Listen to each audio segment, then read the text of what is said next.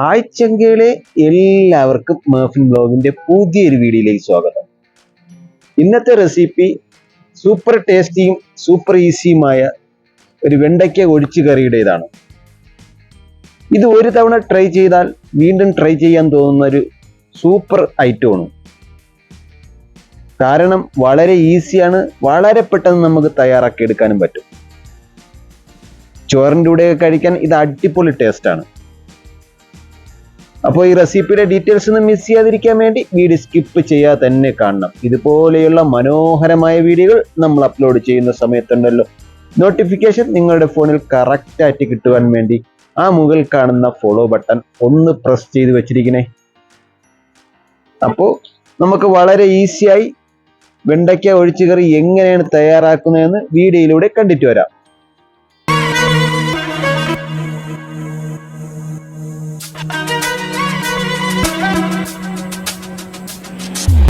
അപ്പോൾ നമുക്ക് ആ കറി ഉണ്ടാക്കിയെടുക്കാൻ വേണ്ടി ഒരു 200 ഗ്രാം ഇളം വെണ്ടയ്ക്ക എടുത്തിട്ടുണ്ട്. ഇതുപോലെ ഇളം വെണ്ടയ്ക്ക എടുത്താൽ മാത്രമേ കറിക്ക് നല്ല ടേസ്റ്റ് ഉണ്ടാവുകയുള്ളൂ. ഇപ്പോൾ ഞാൻ നല്ലപോലെ കഴുകി ഇതുപോലെ കട്ട് ചെയ്തെടുത്തിട്ടുണ്ട്. വളരെ ചെറിയ പീസാക്കരുത്, ഇതുപോലെ 2 പീസാക്കി എടുക്കുക. ഇനി ഇതിനൊന്ന് എണ്ണയിലൊന്ന് ഫ്രൈ ചെയ്തെടുക്കണം. അതിനായി ഞാനൊരു മൺചട്ടി എടുത്ത് അടുപ്പിലോട്ട് വെച്ചിട്ടുണ്ട്. അത് അത്യാവശ്യം ഒന്ന് ചൂടായി വരുമ്പോഴേക്കും അതിലേക്ക് ഒരു 2 ടേബിൾ സ്പൂൺ വെളിച്ചെണ്ണ ഒഴിച്ചു കൊടുക്കാം. വെളിച്ചെണ്ണ നല്ലപോലെ ഒന്ന് ചൂടായി വരുന്ന സമയത്ത് അതിലേക്ക് 2 പച്ചമുളക് നെടുവെ കീറിയതും കൂടെ ചേർത്ത് കൊടുക്കാം. ഇനി നമ്മൾ നേരത്തെ കട്ട് ചെയ്ത് വെച്ചിരിക്കുന്ന വെണ്ടയ്ക്ക മുഴുവനും ചേർത്ത് കൊടുക്കാം.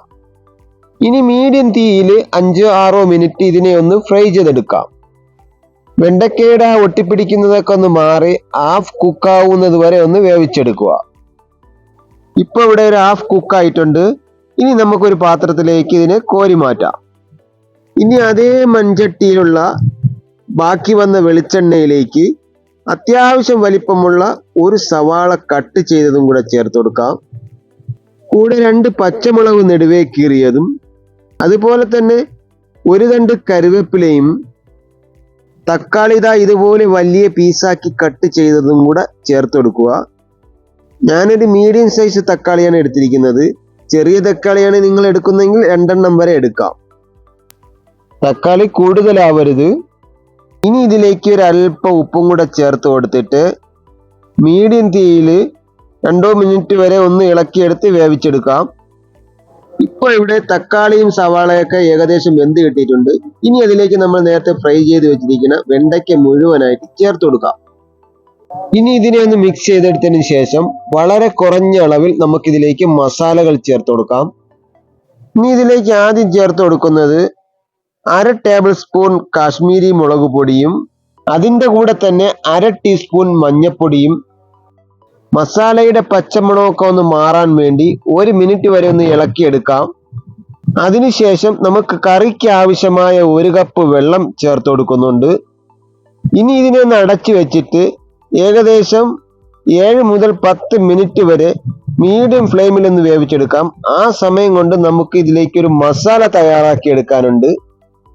അതിനായി ഞാനൊരു മിക്സിയുടെ വലിയൊരു ജാറിലേക്ക് 1/2 കപ്പ് തേങ്ങ ചിരകിയത് ചേർത്ത് കൊടുക്കുന്നുണ്ട്. അതിൻ്റെ കൂടെ തന്നെ ചെറിയ ജീരകം 1/2 ടീസ്പൂൺ ചേർത്ത് കൊടുക്കുന്നുണ്ട്.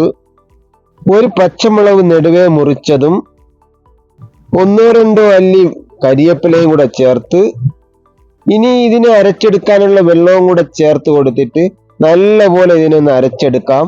ഇതുപോലെ ഫൈൻ പേസ്റ്റ് ആയിട്ട് അരച്ചെടുക്കുക. കൂടുതൽ വെള്ളം ചേർത്ത് അരച്ചെടുക്കരുത്. വെള്ളം കൂടുതലായി പോയാൽ ഫൈനായിട്ട് അരിഞ്ഞു കിട്ടാൻ ബുദ്ധിമുട്ടാണ്. ഒരു ഏകദേശം 8 മിനിറ്റ് വരെ വേവിച്ചെടുത്തിട്ടുണ്ട്. നമ്മൾ ഒഴിച്ചു കൊടുത്തിരിക്കുന്ന വെള്ളം വറ്റി വന്നതിന് ശേഷം മാത്രമേ ഇതിലേക്ക് അരപ്പ് ചേർത്ത് കൊടുക്കാവൂ. ഇപ്പോൾ ഇത് റെഡി ആയിട്ടുണ്ട്. ഇനി ഇതിലേക്ക് നമുക്ക് അരപ്പ് ചേർത്ത് കൊടുക്കാം. ജാറിലിരിക്കുന്നതിനും കൂടെ കിട്ടാൻ വേണ്ടി 1/2 കപ്പ് വെള്ളം ജാറിലേക്ക് ഒഴിച്ചു കൊടുത്തിട്ട് അതും കൂടെ ഇതിലേക്ക് ഒഴിച്ചു കൊടുക്കാം. ഇനി തീ കുറച്ച് ലോ ഫ്ലെയിമിൽ വെച്ചിട്ട് ഇത് നന്നായിട്ട് ചൂടാവുന്നത് വരെ ഒന്ന് വേവിക്കുക. തേങ്ങ അരച്ച് ചേർത്ത് കഴിഞ്ഞാൽ പിന്നെ തിളപ്പിക്കാൻ പാടില്ല. അങ്ങനെ തിളപ്പിച്ചാൽ തേങ്ങ പിരിഞ്ഞു പോകാൻ ചാൻസ് ഉണ്ട്. ഇതുപോലെ ഒന്ന് ഇളക്കി കൊടുത്തൊന്ന് ചൂടാക്കി എടുക്കണം. അതുപോലെ തന്നെ ഉപ്പും എരിവൊക്കെ കറക്റ്റ് ആയിട്ട് നോക്കണം.